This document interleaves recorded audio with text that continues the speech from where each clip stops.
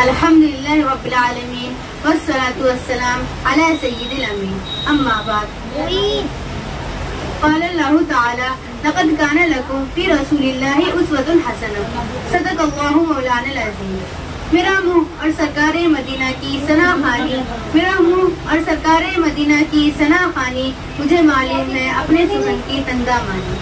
جناب صدر، سامعین کرام، حاضرین جلسہ، میرا اور آپ سب حضرات کا اور تمام مسلمانوں کا حضور پرنور صلی اللہ علیہ وسلم سے انتہائی والہانہ تعلق ہے، اور یہ تعلق و محبت ہی ہماری زندگی کا سر چشمہ اور درد کا درمن ہے۔ اسی لیے اس نورانی محفل میں رحمت للعالمین صلی اللہ علیہ وسلم کا تذکرہ کر کے ان کے خوشہ چینوں اور عقیدت مندوں میں شامل ہونا چاہتی ہوں۔ شاید ابر رحمت اور صحابہ کرم کے چھیٹے اس خزاں رسیدہ چمن کو باد بہاری عطا کریں، جس سے ایمانی افکار اور اخلاقی قدروں کے پھول کھل جائے، ورنہ میری کیا مجال، میری زبان میں طاقت کہاں، اور میری بساط علم ہی کیا ہے کہ انسان اعظم محسن انسانیت صلی اللہ علیہ وسلم کی سیرت پر روشنی ڈال سکوں اور اپنی زبان سے آپ صلی اللہ علیہ وسلم کا تذکرہ کر سکوں۔ حضرات، سرکار دو عالم صلی اللہ علیہ وسلم کی زندگی اور آپ صلی اللہ علیہ وسلم کی حیات طیبہ پر آج تک ہزاروں کروڑوں افراد نے اقیدت و محبت کے گلدستے پیش کیے، کروڑوں انسان نے اس قافلے بہاری کے نرم جھونکوں میں آرام کیا، اور ایک جمع غفیر نے اس کاروان عظیمت و ہمت کو اپنے قلم و کرتاز کے سلامی دی، اور بہت سے حضرات نے چمن کے ذرے ذرے کو شہید جستجو کرنے کے لیے کتاب زندگی کے لاکھوں اوراق جمع کیے۔ اس عالمی کردار کو سیرت نگاری کے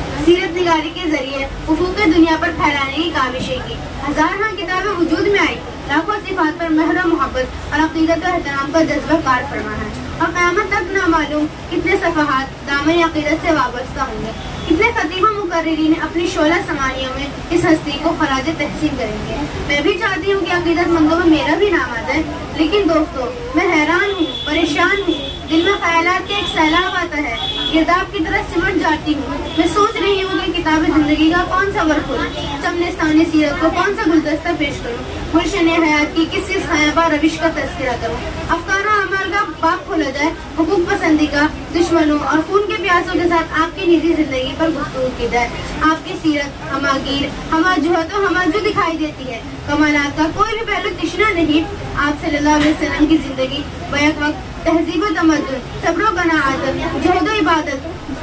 شجر و مشور اور کمال علم و اخلاق کا حسین سنگم دکھائی دیتے ہیں۔ آپ صلی اللہ علیہ وسلم نے 23 سال کی عمر میں ایک حیرت انگیز انقلاب برپا کیا، جس سے عالمی اسلام کا انتشار اور انسانیت کا بحران ختم کیا۔ آپ صلی اللہ علیہ وسلم کی زندگی بیک وقت ایک معلم، ایک حاکم، ایک وزیر، داعی، آقا، لازم، فاتح، جج، وکیل، مزدور، باپ شوہر کی زندگی کا مجموعہ ہے۔ یہ حقیقت و